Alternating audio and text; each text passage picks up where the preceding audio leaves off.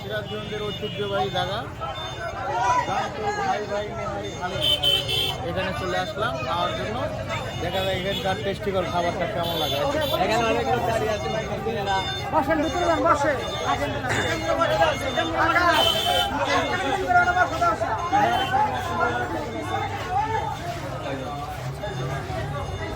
সামনে বসি।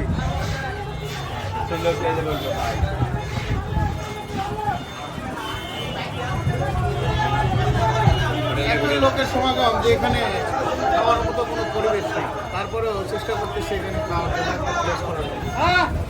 আপনার সাথে কে কে আসছে এখানে? আমার সাথে আমার টিম চলে আসছে, পুরা টিম মেম্বার সব শালা বাবু।